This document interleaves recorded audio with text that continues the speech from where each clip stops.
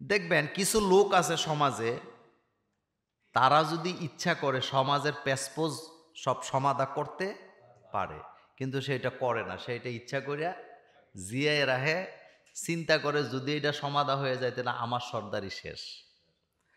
দুই পক্ষকে লাগাই দিয়া রাখতে পারলে মাঝখান থেকে আরেক দল ভালোভাবে চাটা খাইতে পারে। অর্থাৎ এদিক থেকেও খায়, ওদিক থেকেও খায়। এই ধরনের মানুষ আমাদের সমাজে আছে না?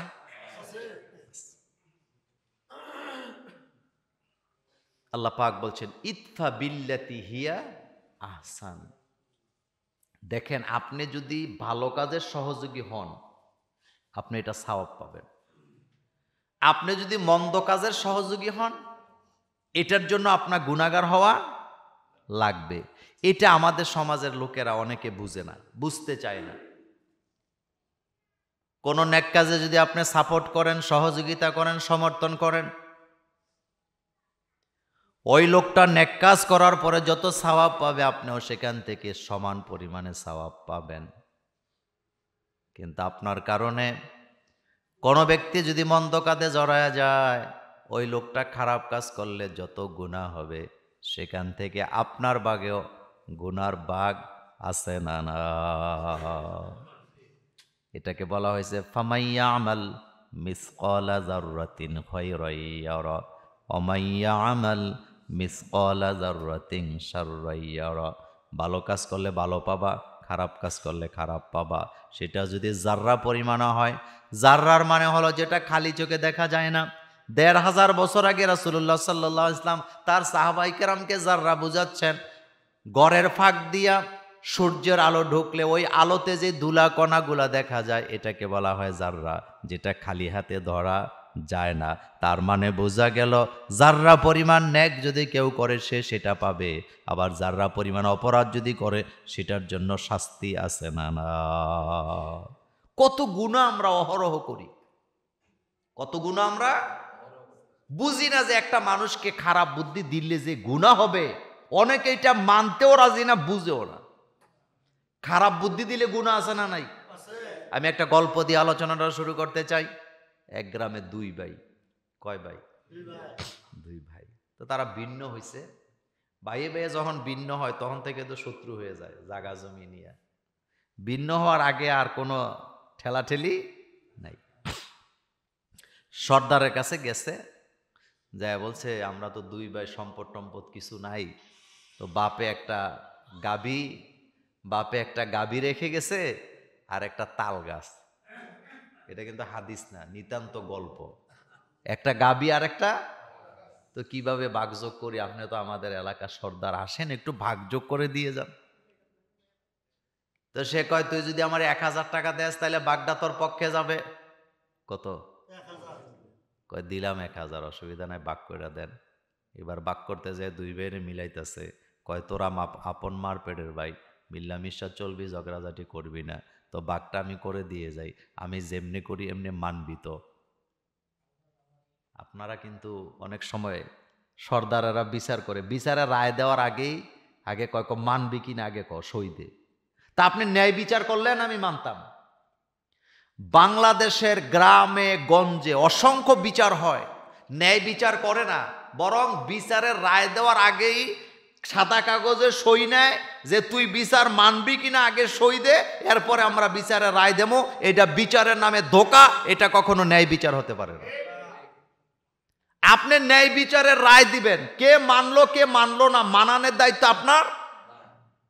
কোন বিচারপতি যদি ন্যায় বিচার করে, রায়টা যদি ন্যায়সঙ্গত দেয়, আল্লাহ বলেন আমি তাকে আমার আরশে আজিমের ছায়ার নিচে জায়গা করে দেব। বিচারকদেরকে বলা হয় জিল্লুল্লাহ। কিন্তু বিচার এখন আর নাই। আজকেও পত্রিকায় পড়লাম আসামি ধইরা নিছে, 22 দিন হয়েছে।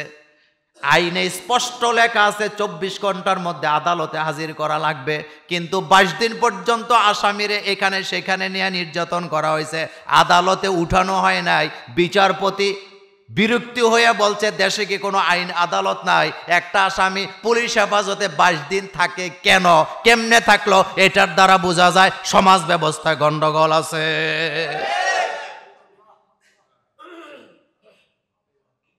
মামুনুল হকের মতো আলেম গাঠটি একটা লইয়া আদালতের বারান্দায় বারান্দায় ঘুরে, অথচ মামুনুল হক সাইকুল হাদিস ইবনে সাইকুল হাদিস, সাইকুল হাদিস ইবনে সাইকুল হাদিস, তার বাপও সাইকুল হাদিস, সেও সাইকুল হাদিস, হাজার হাজার আলেম তার ছাত্র। গরু চুরিও করে নাই। মামুনুল হক কি গরু চোর করছে? গরু চুরি করছে?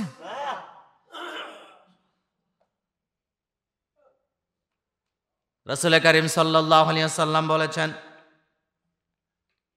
ন্যায় বিচার যারা করে না, কিয়ামতের ময়দানে আল্লাহ তাদেরকে কঠিন শাস্তির মোকাবেলায় করবেন। মিথ্যা সাক্ষী যারা দেয় তাদের চেহারার দিকে আল্লাহ তাকাবে না। মিথ্যা শপথ যারা করে আল্লাহ তাদের চেহারার দিকে তাকাবে না, তাদেরকে ক্ষমা আল্লাহ করবেন না। বুখারী মুসলিমের হাদিস। মিথ্যা সাক্ষী যারা দেয় আল্লাহ তাদেরকে ক্ষমা করবেন না। মিথ্যা শপথ যারা করে, আছে না? আছে না?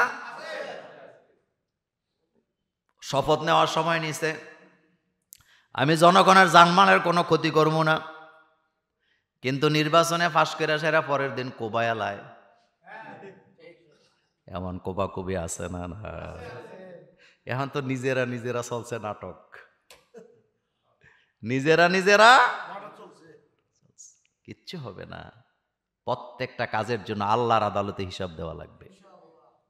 ধরবে কে? আপনি আলেমরা আপনার শত্রু না, আপনি নিজেই নিজের শত্রু। আমাদের কাজ হলো শুধুমাত্র ইসলাম প্রচার করা, কথা ঠিক না? কোরআন হাদিসের কথা বলা, ন্যায় কথা বলা, হক কথা বলা। কিন্তু আপনার কাছে মজা লাগে না, সেটা আপনার রোগ, এটা আপনার। ডাক্তার ওষুধ লেখছে, হেতে খাইলে বমি হয়, তো এটা ডাক্তারের দোষ। যাই কয় ডাক্তার অন্য কিছু দেন। ইনজেকশন নিতে পারে না, ভয় পায়, ডাক্তাররা কয় এটা সারা বিকল্প ব্যবস্থা করেন।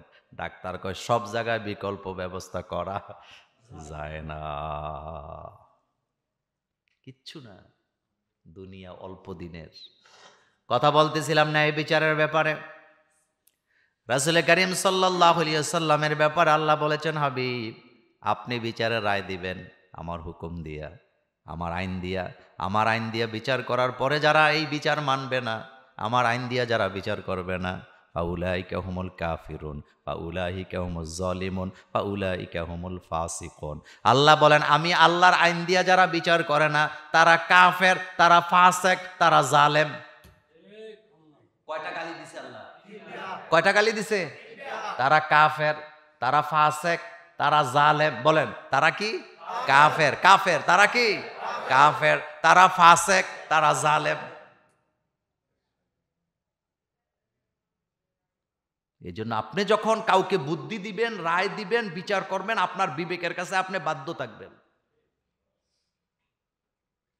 মিথ্যা সাক্ষী টাকা দিয়া পাওয়া যায়, মিথ্যা সাক্ষী টাকা দিয়া পাওয়া যায়। ভালো মানুষ জেল খাটে মিথ্যা সাক্ষীর কারণে।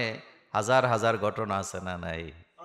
আপনি যার প্রতি জুলুম করছেন, এই জুলুমের শাস্তি আল্লাহ পাক আপনাকে না দিয়া মৃত্যু দিবে না। আল্লাহ রাসূল বলেছেন, তিনটা পাপের শাস্তি আল্লাহ দুনিয়াতে অবশ্যই দিবে।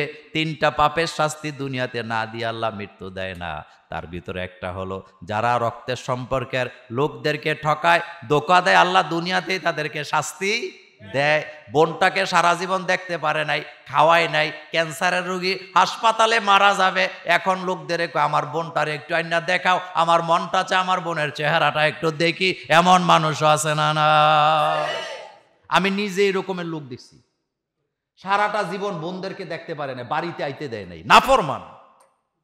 মরার আগে এখন বোনদের কথা মনে হয়েছে, কয় বোনটার একটু আন, আমি একটু চাই।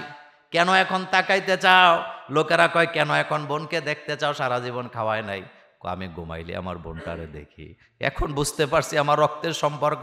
আল্লাহ রাসূল বলছেন, রক্তের সম্পর্ক যারা ছিন্ন করে, যারা নিজেদের রক্তের সম্পর্কের সাথে বেঈমানি করে, আল্লাহর রাসূল বলেন দুনিয়াতে অবশ্যই আল্লাহ তাকে শাস্তি দিবে মৃত্যুর আগে।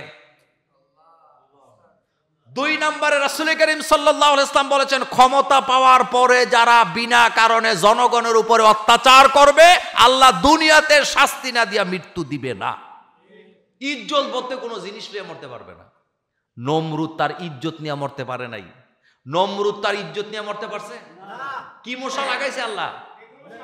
ল্যাংরা মশা, ল্যাংরা, যেটারে কয় ডেঙ্গু মশা। ল্যাংরা মশা নাক দিয়া ডুইকা মজকের মধ্যে চলে গেছে। নমরুদের মাথা ব্যথা ভালো হয় না, একটু পরে পরে কামড় দেয়। চিন্তা করেন কি পিটাটা দিছে। এবার নমরুদ কয় আমার তো মাথা ভালো হয় না, লোক ডাক দিছে আমার মাথা টিপা দে। মাথা টিপে লাভ হয় না, যে টিপতেছে জিদ্দে করে থাপ্পড় দিছে। এবার থাপ্পড় খায় কয় আরে থাপ্পড় দিলে তো মজা লাগে, কারণ থাপ্পড় দিলে মশা চুপ করে থাকে। মশাও চালাক আছে। যখন থাপ্পড় দেয় তখন আর মজকের মধ্যে কামড়ায় না। তো নমরুদ কয় থাবড়া, কতক্ষণ থাবড়াইব। এবার দেখে থাবড়ায়ও কাম হয় না। এবার যে টিপতেছে জিদ্দে জুতাই না দিছে বাড়ি, কয় জুতার বাড়ি দিলে এবার মশা থামিয়া থাকে। এগুলা কি কোরআনের কথা না মোল্লাদের বানানো কথা? জুতা দিয়ে ফিডে তো মশা চুপ করে থাকে। মশাও চালাক আছে, কয় তুই জুতার বাড়ি খা। জুতা দিয়া পিটতে পিটতে পিটতে পিটতে এক পর্যায়ে এমন জোরে মারছে, মাথাও শেষ, জুতা আছে। নমরুদের জীবন নাই। ফেরাউন্ডে মারছে কোন জায়গায়? হ্যাঁ, ওয়াজা ওয়াজনা বিবানি ইসরাঈল আল বাহর। আল্লাহ বলেন ওই পানিতে সুবাইয়ে সুবাইয়ে মারছি। তো ইজ্জত আছে? বাংলাদেশের এক বুদ্ধিজীবী সারাটা জীবন ইসলামের বিরুদ্ধে কথা বলে গেছে, মরছে বাথরুমও। কোথায় মরছে? কথাটা কেন বললাম? এত বাহাদুরি বালানা, এত বাহাদুরি। ক্ষমতা চিরদিন একরকম থাকে, এই জন্য আপনি কাউকে কুবুদ্ধি দিবেন না। আপনি পারলে বুদ্ধি দিবেন, না পারলে না দিবেন, কিন্তু কুবুদ্ধি দিতে পারবেন না। আপনি বাইয়ে বাইয়ে ঝগড়া লাগাইয়া দেয়, এমন বুদ্ধি দেয় অন্য আছে না? নাই। আমি এমনও মানুষ দেখছি আরেকজনকে বুদ্ধি দেয়। বাপটা মরে গেছে, যার ছোটবেলা বাপ মারা যায়, বড় ভাইটা যদি তার ছোট্ট ভাই বোনদেরকে লালন পালন করে, সওয়াব বোধহয় নাই। বুদ্ধি দিতেছে তুই বাইরে ফরাস কিতি বেড়া, ভাই পড়ায় লাভ কি? এখন আর বাইরে লেখাপড়ার খরচ দেয় না। সমাজের লোকেরা কয় কি তোমার বাপ মরে গেছে, তুমি তো কামাই করো, বাইরে পড়াও না কেন? কয় ভাই পড়ায় লাভ কি, ভাইয়ে কি করব? অথচ রাসূলুল্লাহ সাল্লাল্লাহু আলাইহি ওয়াসাল্লাম বলে গেছেন, যার ছোট্টবেলা বাপ মারা যায়, কোনো ভাই যদি তার বোনদেরকে লালন পালন করে, আল্লাহর জান্নাত তার জন্য ওয়াজিব হয়ে যায়। শুধু নামাজ পড়লে জান্নাত? নামাজ পড়লে জান্নাত পাবেন এভাবে কথা আসে নাই। নেক কাজ করলে জান্নাত পাবেন এটা বলা হয়েছে। আর নেক কাজের ভিতরে ভাই বোনকে লালন পালন করাটাও নেক কাজ। রাসূলুল্লাহ সাল্লাল্লাহু আলাইহি ওয়াসাল্লাম বলেছেন, কারো যদি দুইটা বোন থাকে, বোনগুলো যদি হয় এতিম, ছোট্টবেলা বাপ মরে গেছে, ওই ভাই যদি ওই বোনদের দায়িত্ব পালন করে, দুইটা বোন লালন পালন করার কারণে দুইটা জান্নাত তার জন্য ওয়াজিব হয়ে যাবে। তাহলে ভাই বোন পারলে লাভ আছে না নাই? আহারে, ভাই হইয়া ভাইয়ের শত্রু, ভাই হইয়া ভাইয়ের চেহারা দেখতে চায় না। আরেকদিন বলছিলাম নিজের ঘরে কত ভালো ভালো রান্না হয়, কিন্তু ভাইয়ের ঘরে রান্না নাই, কেমনে খায়? নিজের ছেলে মেয়ে নিয়ে মাছ মাংস প্রতিদিন খায়, কিন্তু নিজের ভাইটা একবেলা মাংস খেতে পারে না। এমন ডাকাইত আছে না নাই? আমি ডাকাইত কেন বলি? কারণ ডাকাইতের যেমন হৃদয় নাই, এই মানুষগুলোরও কি নাই? হৃদয় নাই। আপনি একটু তরকারিতে ঝোল বাড়াইয়া দেন, রাসূল সাল্লাল্লাহু আলাইহি ওয়াসাল্লাম বলছে তরকারি রান্না করতেছ, ঝোলটা একটু বাড়াইয়া দিলেই তো প্রতিবেশীরে দেওয়া যায়, ঝোলটা একটু বাড়াইয়া দিলেই তো নিজের ভাইকে দেওয়া যায়, বোনকে দেওয়া যায়, যায় কি না? এমনও মানুষ আছে একজন মেহমান ছাড়া খাইতে চায় না, একদিন ঘুরে কেউরে না পাইলে মসজিদের থেকে একজন লয়ে যায় খাওয়ার জন্য। আছে না পৃথিবীতে এরকম মানুষ? একজন মেহমান ছাড়া সে খাইতে চায় না। বিশ্বাস করেন, যেই লোকটা একজন মেহমান ছাড়া খেতে চায় না, তার ঘরের ভিতরে আল্লাহ কখনো বরকতের কমতি দেয় না। এই ঘরে সবসময় আলো জ্বলে, আলোকিত থাকে ঘরটা। আর যেই ভাইটা জীবনে বাইরে বোনেরে খাওয়ায় না, তার ঘর চতুর্দিকে অন্ধকার। চতুর্দিকে কি? আপনারা দেখবেন খুঁজে খুঁজে যে মোল্লা ভাই যে কথাগুলো বলছে বাস্তবতা আছে না নাই। যেই ভাইয়েরা বোনদেরকে খাওয়ায়, মেহমান খাওয়ায়, আত্মীয় স্বজন খাওয়ায়, তার ঘরে বরকতের অভাব নাই, হাসি খুশির অভাব নাই। আর যেতে খাওয়ায় না তার কিছুই থাকে না, শেষ পর্যন্ত তার বারান্দাটা ঝাড়ু দেওয়ার লোকও থাকে না। তো বলছিলাম ন্যায় বিচার করতে হবে। কি করতে হবে? আমানতের খেয়ানত করা যাবে না। আমানতের খেয়ানত, রাষ্ট্রীয় মালকে নিজের মাল মনে করা যাবে না। নির্বাচন করে পুঁজি লাগায়, হারাম। পুঁজি লাগানো কি হারাম। এটা ক্ষমতা টাকা দিয়ে কিনা হয়, এটা জনগণের ভালোবাসা পাওয়া যায় না। আমি গতকালকে দেখছিলাম, পরশুদিন আমাদের এমপি সাহেবরা শপথ করতেছেন।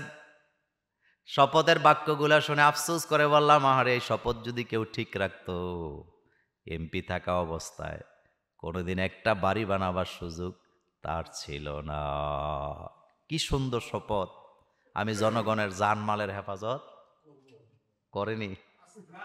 লুইট্টা পুইট্টা খায়ালা নদী শুদ্ধা দখল করে, নদী দখল করে, বালুর চল দখল করে। কুমিল্লা শহর না, শুধু সারা বাংলাদেশের শহরে বাড়ি বানাইতে হইলে চান্দা দেওয়া লাগে। তো চান্দাগুলা আসমান থেকে ফেরেশতারা আইয়া খায়। আল্লাহ একদল ফেরেশতা বানায় রাখছে। কেউ যখন বাড়ি বানাইতে লাগে, ওই ফেরেশতারা দুনিয়াতে নাজিল হয়ে আইসা কয়, বেটা চান্দা দে, নাইলে বাড়ি বানাতে পারবি না। এমন ফেরেশতা আল্লাহর আছে না নাই? আস্তে আস্তে কইছেন।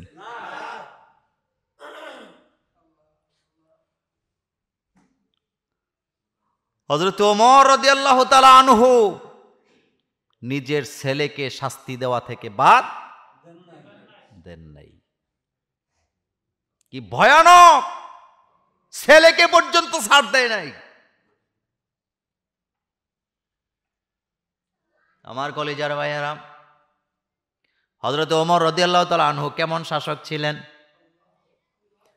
চেহারাটাকে চাদর দিয়া ঢেকে বাজারে গেছে, গরু বাজার, ওটের বাজার, বকরির বাজারে গেছে। ঘুরে ঘুরে দেখতেছেন কেউ বেশি বেশি দাম হাঁকায় নাকি, জুলুম করে নাকি। ঘুরতে ঘুরতে ঘুরতে ঘুরতে যায় দেখেন নিজের ছেলে আব্দুল্লাহ উট নিয়া দাঁড়ায় আছে। বুঝতেছেন কথা? কি নিয়া? উট নিয়া দাঁড়ায় আছে। এবার চেহারা তো দেখা যায় না। বললেন, তোমার ওটের দাম কত? দাম হাঁকাইছে। দামটা যখন হাঁকাইছে, এবার তিনি কথাবার্তা শেষ কইরা চেহারার থেকে কাপড়টা সরাইয়া বললেন, তুমি উট পাইছো কই? ছেলে থরথর করে কাঁপতেছে। হযরত ওমর তার ছেলেকে বলতেছেন, উট কোথায় পেয়েছো? ছেলে বলতেছেন, আব্বা আপনি যেই জায়গায় বসে রাষ্ট্রটা চালান, তার পেছনের পাহাড়ে কিছু গাছ ছিল, আমি একটা শুকনা ওট কিন্না ওই জায়গাটাতে আমি গাছগুলা খাওয়ায় খাওয়ায় এটা বড় করছি, ব্যবসা করার জন্য, আজকে বিক্রি করার জন্য আনছি। হযরত ওমর যেই দামটা হাঁকাইছে, এই দামে ওটটাকে বিক্রি করে টাকাটা, জনগণের টাকা বাইতুল মালে জমা দিয়া ছেলেকে বলতেছে, যেই গাছ তুমি খাওয়াইছ এই গাছের মালিক তোমার বাবা ওমর নয়, এটা জনগণের মাল। আমি যেই জায়গাটাতে বসে রাষ্ট্র চালাই, তার পেছনের জায়গাটা জনগণের, এই গাছগুলোও জনগণ মালিক। তুমি যে উটটারে বড় করছো, হৃষ্টপুষ্ট করছো, এটা জনগণের টাকার, এটা জনগণ বাইতুল মালের মধ্যে এটা যাবে, এটা তুমি পাবা না। আর আমার দেশের মন্ত্রী এমপিদের পোলারা সব বিদেশে লেখাপড়া করে। এই জন্যই বাংলাদেশের শিক্ষা ব্যবস্থা নিয়ে তাদের কোনো মাথা ব্যথা নাই।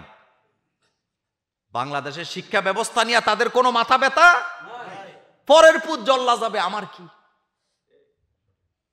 পরের ছেলে জল্লা যাবে আমার কি, কারণ আমারটা তো বিদেশ থেকে লেখাপড়া করে আসবে।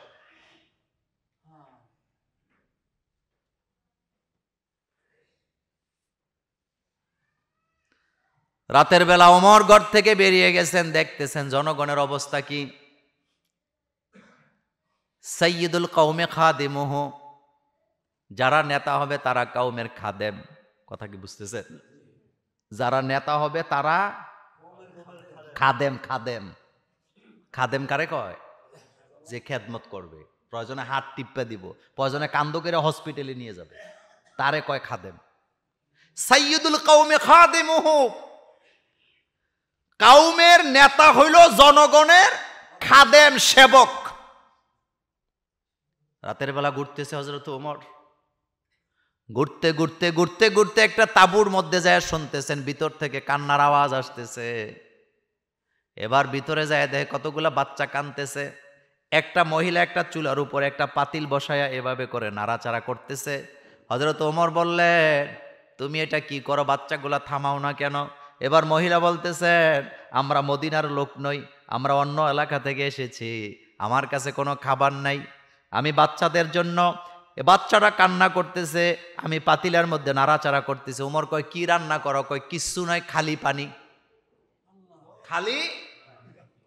হযরত ওমর বলেন, তুমি তো ধোঁকাবাজ, বাচ্চাদেরকে ধোঁকা দিচ্ছ। মহিলা বলতেছেন, তোমাকে তো চিনি না,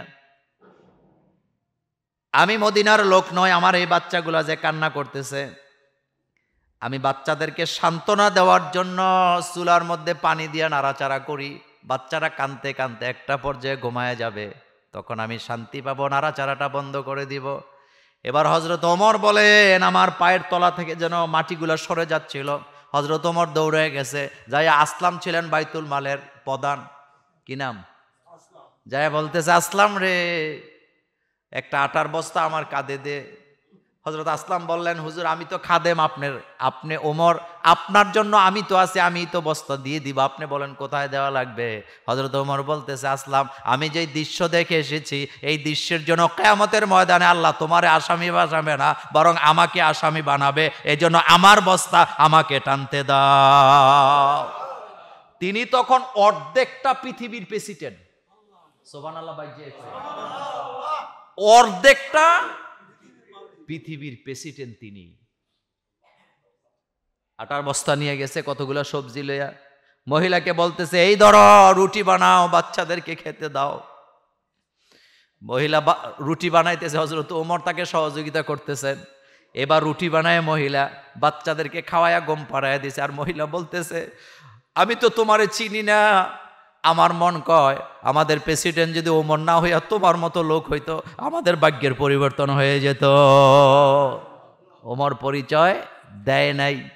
হযরত ওমর এবার বলতেছে, আগামী দিন হযরত ওমর, প্রেসিডেন্ট সাহেব রেশন দিবে, তুমি সেখানে আইসো, আমি তোমারে কিছু বেশি দেওয়ার চেষ্টা করব। নিজের পরিচয় দেয় নাই, বলতেছে আগামী দিন আসো প্রেসিডেন্টের দরবারে, ওখানে দেওয়া হবে, আমি তোমার একটু বেশি নিয়ে দেওয়ার চেষ্টা করব। মহিলা পরের দিন যায় লাইনে দাঁড়াইছে, উপরের দিকে তাকায় দেয়, আহারে যেই লোক আমারে গতকালকে রুটি বানায় খাওয়াই আছে, এটাই তো ওমর, আমি কি অন্যায় করলাম? কাছে যখন গেছে ইশারা দিয়ে বলতেছে, ওমর আমি আপনাকে চিনতে পারিনি, আপনি আমারে মাফ করে দেন। ওমর কয়, তুমি আমার কাছে মাপ চাওয়া লাগবে না, বরং আমি মাপ চাই। তুমি আমাকে চাওয়ার আগে আমি যে তোমার খবর নিতে পারি নাই, আল্লাহর আদালতে আমাকে আসামি বানায়ও না। কাকে বলে রাষ্ট্রপ্রধান?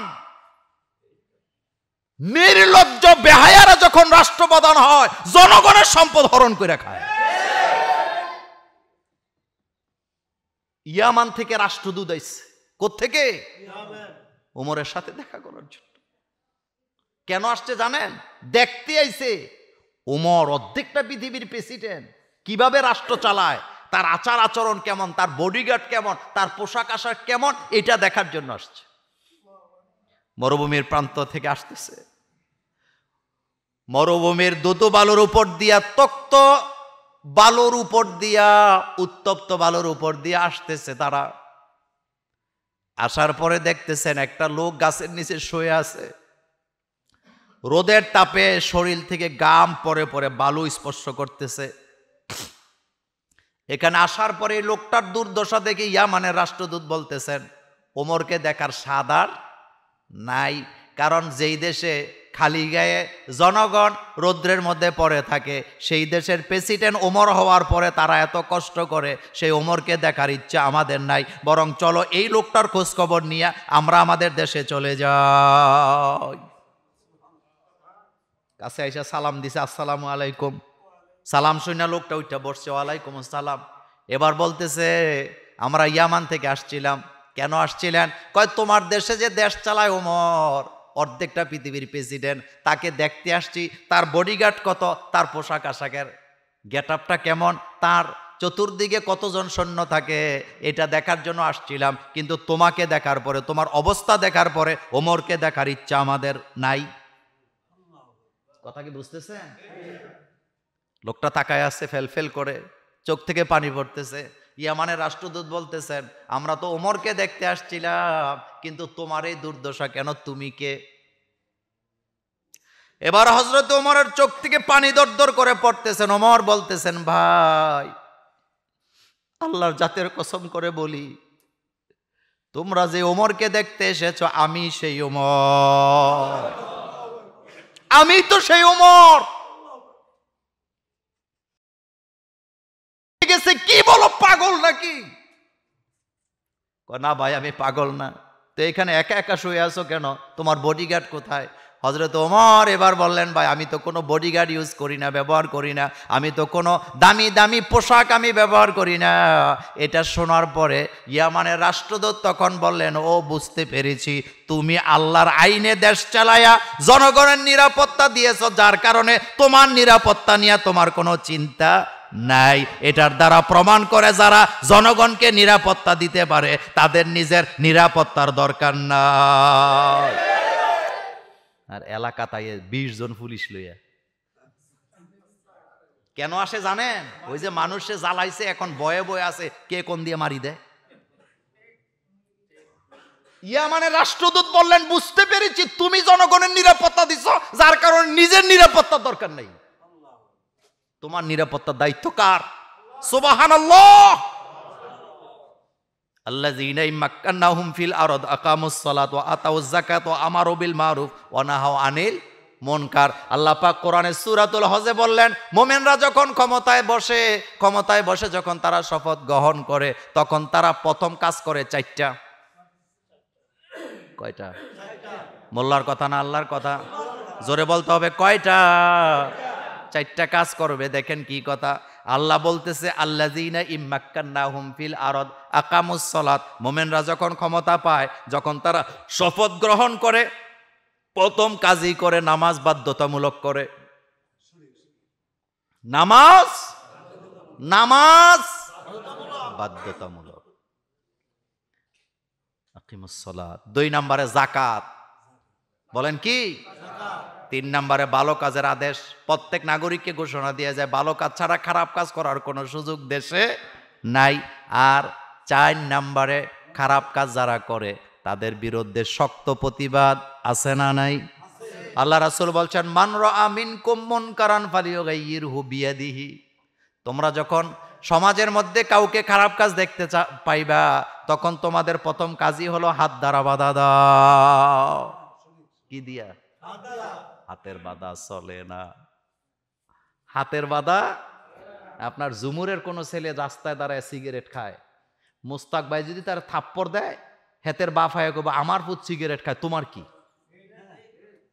বলবে না? তার মানে বোঝা গেল এখানে অন্যায়ের প্রতিবাদ করা যায় না। অথচ ইসলাম বলতেছে, বিশ্ব নবী রহমাতুল লিল আলামিন, মায়ার নবী, দয়ার নবী বলতেছে, যখনই অন্যায় দেখবা প্রথম কাজটাই হলো হাত দ্বারা বাধা দাও। হাত আগে। বলেন হাত কি? জাহাঙ্গীরনগর বিশ্ববিদ্যালয়ের মহিলা হোস্টেলে আগুন লাগছে সিগারেটের আগুন থেকে। বুঝেন নাই? কোন বিশেষজ্ঞ দল সেখানে যায় বলছে সিগারেট বেশি খায় নাই, মাত্র 30টা ফিল্টার পাওয়া গেছে সিগারেটের। মহিলা হোস্টেল। অনেকে বুঝেন নাই, অনেকে তাকায় আছেন যে এটা কি কয়। জাহাঙ্গীরনগর বিশ্ববিদ্যালয়ের মহিলা হোস্টেলের ভিতরে আগুন লাগছে সিগারেটের আগুনের থেকে। তো যারা এখানে গেছে তদন্ত করতে যায়, দে বেশি না একটা, ওই যে এটারে কি কয়, এই সিগারেট তো খাই নাই জীবন, হ্যাঁ এটারে সিগারেটের ধোঁয়া যে ফালায়, ট্রে বলে, এটার ভিতরে 30টা ফিল্টার পাইছে মাত্র। এখন আপনাদের কাছে জানতে চাই, বিশ্ববিদ্যালয়ের মহিলা হোস্টেলে পুরুষ থাকে না মাইয়া থাকে? সুপ বন্ধ করে আছে। মেয়ে থাকে না পুরুষ থাকে? মেয়ে থাকে। রোমটাও মেয়েদের, সিগারেটও খাইছে মাইয়ারা, আগুনও লাগাইছে তারা। এখন আপনাদের কাছে জানতে চাই, সাধারণ কোন গ্রামের মহিলা তো এই সিগারেট খায় নাই, খাইছে বিশ্ববিদ্যালয়ের সর্বোচ্চ জাগার বিদ্যাপীঠের মহিলা মেয়েরা। তাইলে বোঝা গেল শিক্ষার নামে কুশিক্ষা আছে না? না, শিক্ষার নামে কুশিক্ষা। শিক্ষার নামে কুশিক্ষা চলে বলে ভার্সিটির মেয়েরা হলের ভিতরে সিগারেট খায়। আমাকে একজন বলছে, মোল্লা ভাই, প্রাইভেট ভার্সিটির ম্যাক্সিমাম মেয়েরা সিগারেট খায়, এটা বলে ফ্যাশন। এটা কি? এটা ফ্যাশন। আমাকে একজন ড্রাইভার বললেন, এক মাইয়া লইয়া রওনা দিছি, গাড়ির ভিতরে সিগারেট খাওয়া শুরু করছে। এটা অত্যাধুনিক ফ্যামিলি, অত্যাধুনিক ফ্যামিলি। কাতি মাসের কুত্তা আর কুত্তার বাচ্চারা যেমনে তাহে, মা বাপ আর ছেলে মেয়েরা এমনি চলে। বেটা, তুমি মানুষ, তুমি আল্লাহর সৃষ্টির শ্রেষ্ঠ জীব। তোমার আচার আচরণ আর পশুর আচার আচরণের মধ্যে পার্থক্য থাকা চাই। তোমার আচরণ আর পশুর আচরণ একরকম হবে না। এজন্য আল্লাহ কোরআন দিছে। এজন্য আল্লাহ কি দিছে? কোরআন। রাসূল করিম সাল্লাল্লাহু আলাইহি ওয়াসাল্লাম তখন মক্কার প্রেসিডেন্ট। এ কথা গল্প না সত্য? মুহাম্মদ সাল্লাল্লাহু আলাইহি ওয়াসাল্লাম প্রেসিডেন্ট। কুরাইশের একজন মেয়ে চুরিতে ধরা পড়ছে, নাম তার ফাতেমা। কথা কি বুঝতেছেন? কুরাইশ বংশের একটা মেয়ে চুরিতে ধরা পড়ছে। রাসূল করিম সাল্লাল্লাহু আলাইহি ওয়াসাল্লাম বিচারে রায় দিলেন, হাত কেটে দাও। কুরাইশের নেতারা গোপনে মিটিং বসে বসে বলতেছে, অন্যায় করলে করছে, মেয়েটা তো কুরাইশ বংশের, আমাদের বংশের। মুহাম্মদ সাল্লাল্লাহু আলাইহি ওয়াসাল্লাম যদি ওই মেয়ের হাত কেটে দেয়, কিয়ামত পর্যন্ত লোকেরা আমাদের বংশের মধ্যে কলঙ্ক দিবে যে কুরাইশ বংশের মেয়ে চুরিতে ধরা পড়ে হাত কাটা গেছে। সুতরাং যেভাবে হোক এই হাত কাটা বন্ধ করা লাগবে।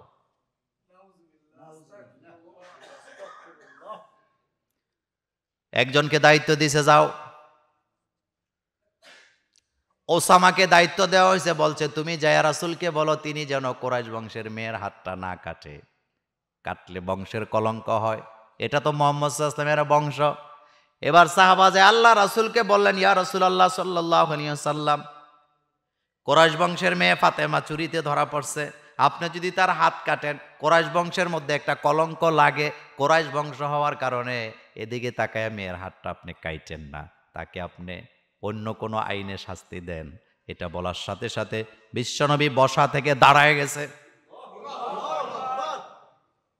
নবী খালি জিলাপি খাওয়াইতে আসে নাই তোরে, বিশ্ব নবী বসা থেকে দাঁড়ায় গেছে। দাঁড়ায় বলতেছে, তোমাদের তো সাহস কম না, তোমরা আল্লাহর আইনের বিরুদ্ধে আমাকে বুদ্ধি দিতে আসছো। আল্লাহর জাতের কসম করে বলে, এটা তো কুরাইশ বংশের মেয়ে ফাতেমা। আমার নিজের মেয়ে ফাতেমা যদি চুরিতে ধরা পড়তো, আল্লাহর কসম আমার মেয়ের হাতটা আমি কেটে দিতাম। এটা নেতা কারে কয়? প্রেসিডেন্ট কারে কয়? ক্ষমতাসীন কারে কয়? তাবারাকাল্লাযী বিয়াদিহিল মুলক ওয়া হুয়া আলা কুল্লি শাইইন কাদির।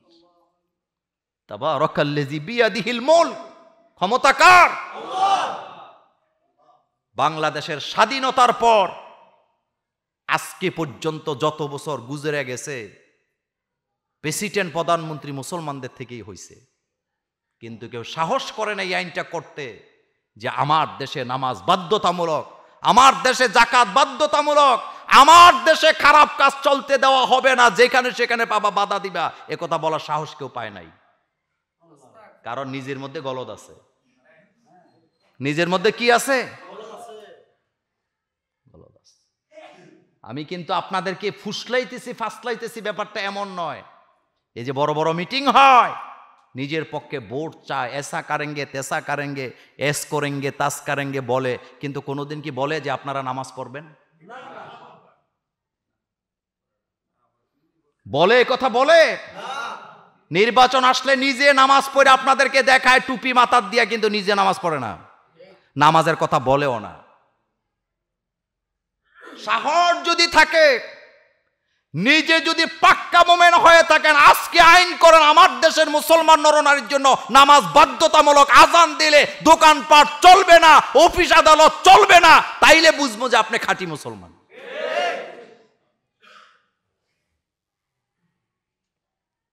আমাদের ডক্টর আবু বকর মোহাম্মদ জাকারিয়া, নাম শুনছেন? নাম শুনছেন? বড় মাপের আলেম, ওনার বিরুদ্ধে অভিযোগ নাই, মাঝে মধ্যে উল্টাপাল্টা ফতুয়া দেয়। উনি গত পরশুদিন একটা স্ট্যাটাস দিয়েছে ফেসবুকে, পাসপোর্ট অফিসের কি বলে অনিয়ম কি জীবনে কোনোদিন বন্ধ হবে না? আপনি বলেন ফেসবুকে লেখলে কি অনিয়ম বন্ধ হবে? তো পোলাপানি লেখছে, আপনিই তো বহু এটা এদিক সেদিক মানে সাপোর্ট। উনি দেখলাম গতকালকে বলল রাজতন্ত্রের পক্ষে, খুব ছাপাই গাইলেন। আমি ওইটা নিয়ে বক্তব্য দিতে চাই না, আমি শুধু বলতে চাই, শুধু পাসপোর্ট অফিসে অনিয়ম না সব জায়গায় অনিয়ম? অনিয়ম যদি আপনি বন্ধ করতে চান, ইসলাম লাগবে। কি লাগবে? ইসলামে কঠোর শাস্তি দিতে হবে। আজ পর্যন্ত ইসলাম অমান্য করার কারণে বাংলাদেশে কোনো আসামি শাস্তি পাইছে একটা নাম আপনি বলতে পারবেন না, কিন্তু ইসলামের 12টা বাজে পুরস্কার পাইছে অসংখ্য লোকের নাম আমি বলতে পারবো।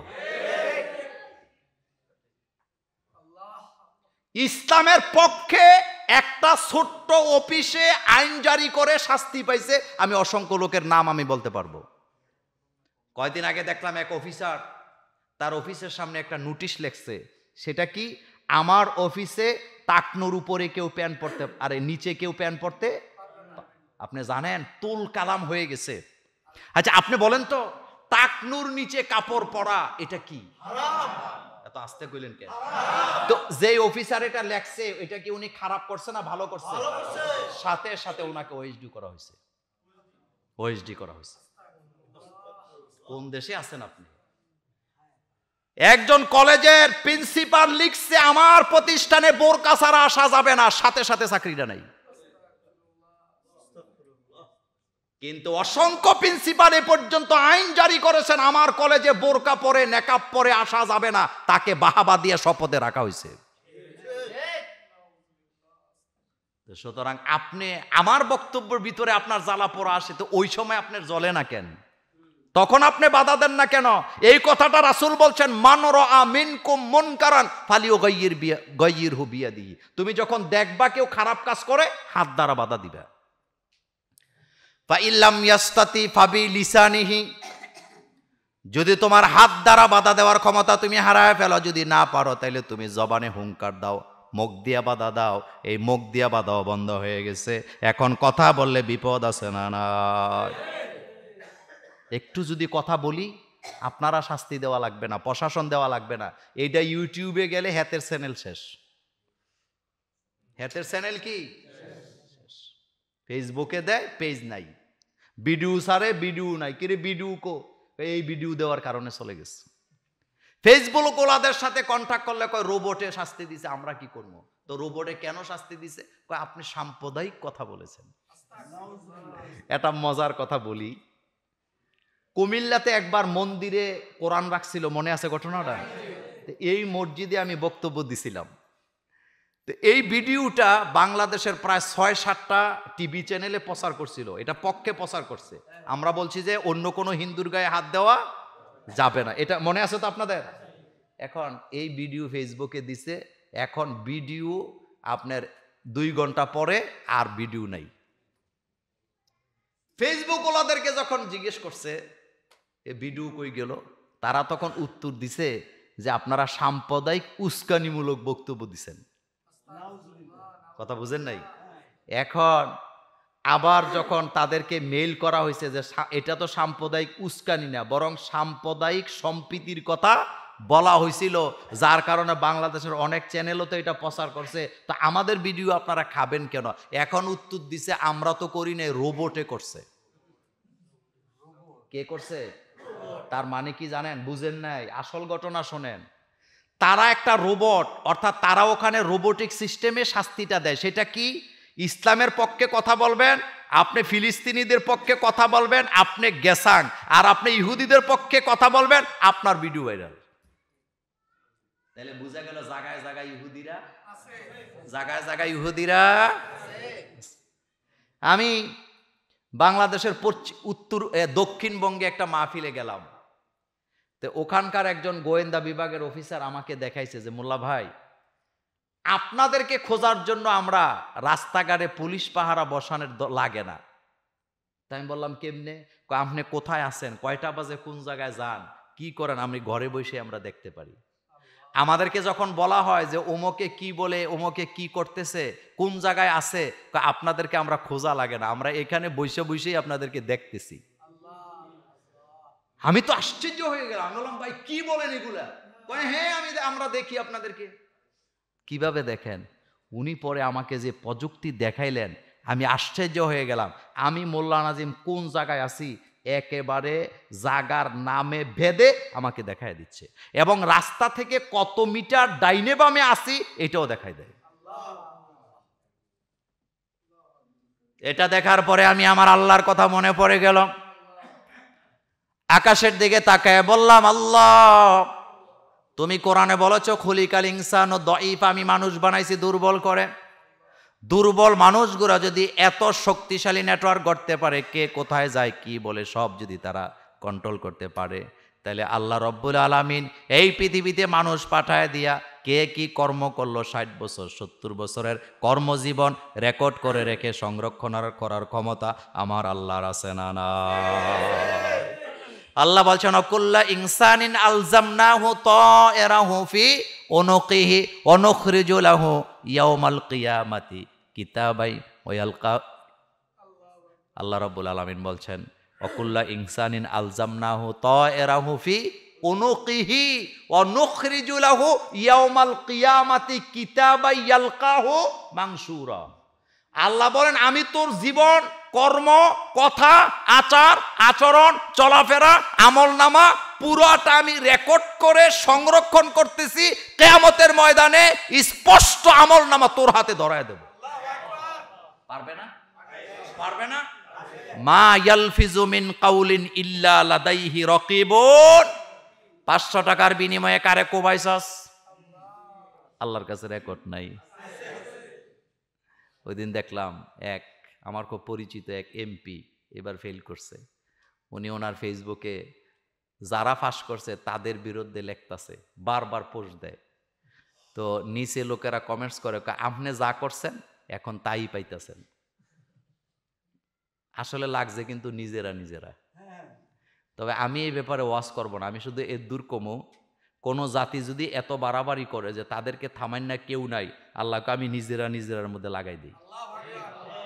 এবার কোলাকুলি কর, যতক্ষণ ফারস লাগ। আপনার কাছে আমার কথা ভালো লাগবে না, কিন্তু আপনি বলেন তো ভাই হইয়া বাইরে কেমনি কোবায় বলেন তো? আমি নিজে দেখলাম ভিডিওতে মানুষের ঘর কোবাইয়া ফান করে ফেলছে, মানুষ কোবাইয়া রক্তে রক্তাক্ত, দেয়ালের মধ্যে মানুষের রক্ত লেগে আছে। কোন মানুষ কখনো মানুষের রক্ত ঝরাতে পারে না, এটাও অমানুষ। তুই কিসের ক্ষমতা, কিসের লোভের কথা, কিসের রাজনীতির কথা তুই আমারে শিখাস? তোর ওই রাজনীতির কপালে আমি থুতু মারি যেই রাজনীতি মানুষের রক্ত জড়ায়। তোর ওই নির্বাচনের কপালে থুতু মারি যেই নির্বাচন আমার ভাইয়ের রক্তরে রঞ্জিত করে, দেয়াল রক্তে রক্তিত হয়। বিবেক নাই, কি নাই? বিবেক নাই। বিবেক বিক্রি করে দিয়েছে।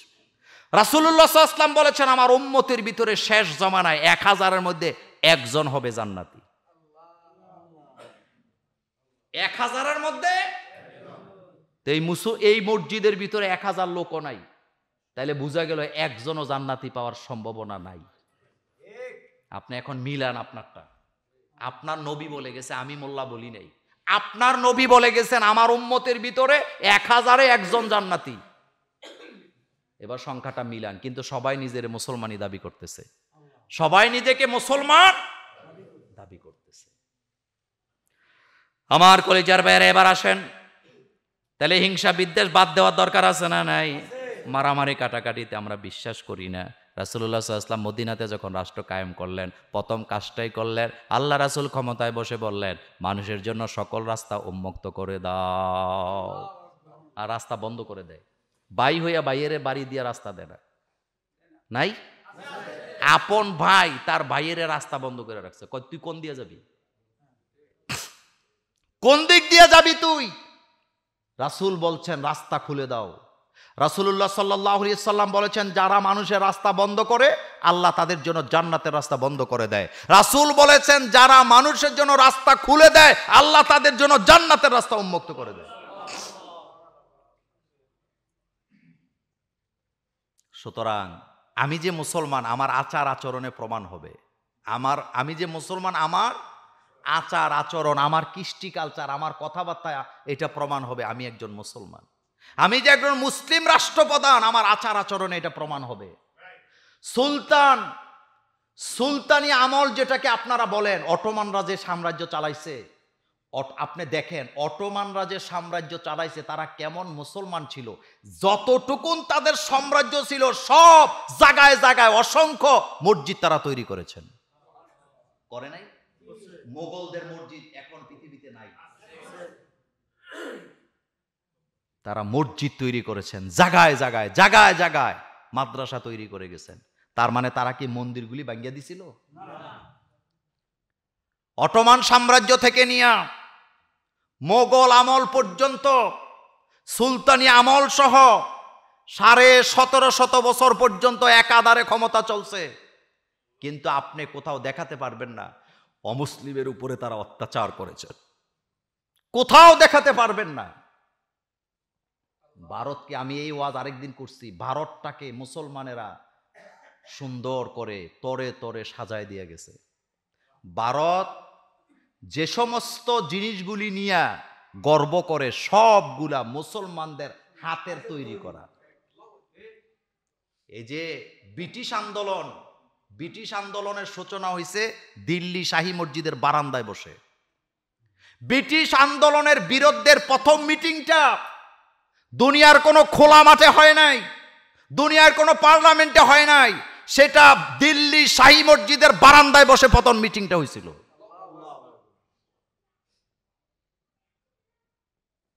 সুতরাং মুসলমানদের ইতিহাস স্বর্ণ অক্ষরে লেখা আছে, আর এই ইতিহাসগুলি আমাদেরকে সঠিক ইতিহাসটা জানতে হবে। সঠিক ইতিহাসটা আমাদেরকে আর জানতে হলে কিছু লেখাপড়া করা লাগবে। সব কিছু টেলিভিশনের পর্দায় পাওয়া কোনো সম্ভাবনা নাই। আমার কলিজার ভাইয়েরা, আজকে আরো কিছু আলোচনা আমার ছিল, আমি কথাটা এখানে ইতি টানলাম। কোনো মুসলমান কখনো কারো উপরে অত্যাচার করতে পারে না। যাই হোক, এখন আমার কাছে প্রশ্ন আসছে দুটি। প্রথম প্রশ্ন, সম্প্রতি হিন্দুদের একটি গ্রুপে পোস্ট করা হয়েছে, আজকে মুসলমানদের গোমূত্র খাওয়ালাম। প্রশ্ন হচ্ছে, এসব হিন্দুদের দোকানে খাওয়া সম্পর্কে ইসলাম কি বলে? মানে নিশ্চয়ই সে গরুর পেশাব টেশাব কোনো খাবারে মিলিয়ে দিছে নাকি? কথাটা তো এরকমই বুঝায় নাকি? আসলে আমি এই পোস্টটা দেখি নাই, এই ব্যাপারে আমি জানি না। তবে আমি আপনাদেরকে একটা কথা বলি, সেটা হলো মুসলিম এমন এক জাতি, যেই জাতিকে বিধর্মীরা, শত্রুরা তার অজান্তে যদি বিষও খেতে দেয়, সেই বিষও আল্লাহ পাক তার পেটে হজম করায় দেয়। কারণ সে খাওয়ার আগে কার নাম নেয়? এত আস্তে কইলেন কেন? খালিদ বিন ওয়ালিদ রাদিয়াল্লাহু তাআলা আনহু, নাম শুনছেন আজকেই বোধহয়, আর জীবনে শোনেন নাই। খালিদ বিন ওয়ালিদ কি বীর ছিলেন, জীবনে কোনোদিন কোনো যুদ্ধে হারে নাই। তিনি যখন তরবারি ঘুরাইতেন, কাফেররা সাক্ষী দিছে, এক খালিদ বিন ওয়ালিদ যখন তরবারি ঘুরায়, আমরা তাকায় দেখি তার এক তরবারির চতুর্পাশে শত শত তরবারি ঘুরে। তিনি যখন গেলেন কাফেরদের সাথে চুক্তিপত্রের ব্যাপারে, তাকে বিষ খেতে দিছে তারা। তিনি গ্লাসটা হাতে নিয়ে বলতেছে, তোমরা কি আমার এই গ্লাসে কোনো বিষ টিষ দিছ? তাদের চেহারা কালো হয়ে গেছে। তিনি হাসি দিয়া বলছে, আমি এমন এক দোয়া পড়ব, তুমি যদি আমাকে বিষ দিয়ে থাকো সত্যি করে বলো, আমি খাবো কিন্তু আমার কিছু হবে না। তিনি বিষের গ্লাস হাতে নিয়ে পড়লেন, বিসমিল্লাহিল্লাযী লা ইয়াদুররু মা ইসমিহি শাইউন ফিল আরদ। রাসূলুল্লাহ সাল্লাল্লাহু আলাইহি সাল্লাম বলেছেন, এই দোয়াটা যারা সকালে পড়বে, রাত্রে পড়বে, ওই দিনে ওই রাতে পৃথিবীর এমন কোন অপশক্তি নাই তাকে ক্ষতি করতে পারে। খাবার তো খাই বিসমিল্লাহ মুখ দিয়া, এই জন্যে গোমূত্র খাওয়াইছি নাচানাচি করে কোনো লাভ নেই। আমরা মুসলমানেরা বিসমিল্লাহ বলেই খাই, কথা ঠিক কি না? তবে এগুলা, এ সমস্ত কথা অনেক সময় মিথ্যাও হয়, এগুলা উস্কানিমূলক কথা। এগুলা কি? আর বোকারা মানুষের উস্কানিতে পা দেয়, কথা বুঝেন নাই? বোকারা মানুষের উস্কানিতে এইসা কারেঙ্গে তেসা কারেঙ্গে, আপনি এগুলা কান দিয়েন না, আপনি এগুলা তাকাইয়েনও না। আমাদের মিশন, আমাদের ভিশন একটাই, ইসলামের পথে চলবো ততক্ষণ, মৃত্যু আসবে না যতক্ষণ। আমার সাথে আমার মালাকুল মউতের যতক্ষণ পর্যন্ত সাক্ষাৎ হবে না, ততক্ষণ পর্যন্ত আমি ইসলামের রাস্তা থেকে এক চুল সরে যাব না। রাসূল করিম সাল্লাল্লাহু আলাইহি ওয়াসাল্লাম, তিনি তাকে রাসূলুল্লাহ সাল্লাল্লাহু আলাইহি ওয়াসাল্লামকে আল্লাহ পাক দোয়া শিখাইছেন, আমল শিখাইছেন। এজন্য প্রত্যেক নামাজে পড়ে সূরাতুল ফালাক এবং সূরাতুন নাস পড়বেন। আমাদের দেশের লোকেরা আমলটা ভিন্নভাবে করে, অনেকে মনে করে শুধু ফজরের পরে আর মাগরিবের পরে, না, প্রত্যেক নামাজের পরে সূরা নাস পড়বেন, সূরা ফালাক পড়বেন। ফাসাদকারীরা আপনাকে হাসাদও করতে পারবে না, ফাসাদও করতে পারবে না ইনশাআল্লাহ। আরেকটা জিনিস হলো, হারাম জিনিস আপনি যদি না জেনে খান, তাহলে আপনার কি কোনো গুনাহ হবে? এটা মাফ করে দিছে কে? এটা আল্লাহ পাক মাফ করে দিছেন। আপনাকে যদি কেউ ইচ্ছা করে হারাম জিনিস খাওয়ায়া দেয়, তাইলে এটা আপনার জন্য হারাম হবে না। আমি একবার একটা চেম্বার অফ কমার্সের, আমি নাম বলবো না, চেয়ারম্যানের রুমে গেলাম। যাওয়ার পরে উনি ওনার লোকদেরকে বললেন যে আমার প্রিয় মোল্লা ভাই আসছে, এক কাপ চা দাও। তো যে যারে বলছে চা দিতে, তারা আবার একটা গালি দিয়ে কইছে, এই এটা কিন্তু হুজুরে খাইবো চাইছ, অন্য কিছু মিশাইস না। আমার এই কথাটা ব্রেনে ঢুকছে। আমি হাসি দিয়ে কইলাম, ভাই আপনি এটা কি করলেন? চা তো জেনে যাই এনেই খাই, তা আপনি তারে দমকি দিলেন, গালি দিলেন, আবার কইলেন চা কিন্তু কিছু দিস না, এটা কিন্তু মোল্লা ভাই খাইবো, এটা কারণটা কি? কয়ে জানেন না, এটি চার সাথেও কয়, চার সাথেও কয় এটি বহুত খারাপ, এটি চার সাথেও মিলাই দেয়। কি মিলাই দেয় কইলাম না আর কি, বুঝেন নাই আপনারা। এই যে খান বাজারের মধ্যে, কি খান আর স্প্রিট, দেখছেন কোনোদিন এটার মধ্যে অ্যালকোহলের মাত্রা কত? আরো কত কিছুই তো খান। একটু চিন্তা ভাবনা করে খাইয়েন। খাইলেই যে বালা থাকবেন এমন না, খাইয়েই লিভার শেষ করে দিছেন। এই লিভারটা দিছে কে? এটা কিন্তু রাবারের মতো, এটা সফট। ডাক্তার বলছেন এই লিভারের উপরে যে স্তর আছে, এটা আল্লাহ প্রদত্ত, এটা কেউ দিতে পারে না। ওইটার কারণে খাদ্য হজম হয়, আর আজে বাজে খাবার খাই এটারে শেষ। রাসূল সাল্লাল্লাহু আলাইহি ওয়াসাল্লাম বলছেন, অতি গরম খাবার খাবা না, অতি ঠান্ডাও খাবা না। রাসূল সাল্লাল্লাহু আলাইহি ওয়াসাল্লাম কখনো অতি ঠান্ডা খাবার খাইতো না। আমাদের দেশের হাজিরা হজে যাইয়া দেখে ওই যে লেখা আছে, এটা কোল্ড ওয়াটার, এটা হট, হে বেড়া কদ্দুর তাওয়াফ টাওয়াফ করে গাইম্যা খালি ঠান্ডা খায়। 2-3 দিন খাইয়া এমন ঠান্ডা লাগছে, হজে গিয়া ঠান্ডা লাগছে। তা হজে গিয়া ঠান্ডা আসলে লাগতো না, উনি নিজে ক্ষতি করছে। উনি খালি ঠান্ডা পানি খুঁজে। আপনি দেখবেন যে সমস্ত লোকেরা যেই ঘরে ফ্রিজের মধ্যে ঠান্ডা পানি রাখে, এই ঘরের লোকদের লিভার, এই ঘরের মধ্যে লিভার নষ্ট, এই ঘরের লোকদের ছেলে মেয়েদের সারা জীবন অসুস্থতা যায় না। কিন্তু আপনি কিন্তু ঠান্ডা পানি ছাড়া কিছু, আপনি ফ্যাশন করেন। আপনি কি করেন? এটা এই যে গলাটা আল্লাহর আপনারে দিছে, এটা এমন ভাবে আল্লাহ বানাইছে, এটাতে বেশি গরমও দিতে পারবেন না, আবার ঠান্ডাও বেশি দিতে পারবেন না। এই জন্য কথাগুলি বললাম। তো কথা বলছিলাম মূলত ওই কথাটা, কোনো হারাম খাদ্য যদি আমাকে না জানায় কেউ খাওয়ায়া দেয়, এটার জন্য কি আমার গুনাহ হবে? এটা আমাদের আল্লাহ আমাদেরকে কি করছেন? মাফ করে দিচ্ছেন। সুতরাং যে সমস্ত ফেত্তিনিরা এগুলা লেখছে, তাদেরও তোমরা জানায় দিও যে আমাদের রব, আমাদের স্রষ্টা, আমাদের আল্লাহ আমাদেরকে সিদ্ধান্ত দিয়ে রেখেছেন, তোমাদের অজান্তে তোমাদেরকে যদি কেউ হারাম খাদ্য খাওয়ায়, এটার জন্য আমি আল্লাহ তোমাদেরকে পাকড়াও করব প্রশ্ন আরেকটা আসছে,